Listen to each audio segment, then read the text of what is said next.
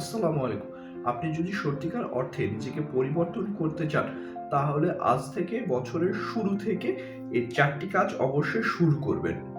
যদি এগুলো করতে পারেন তাহলে আপনি অবশ্যই নিজেকে পরিবর্তন করতে পারবেন। তো চলুন শুরু করা যাক।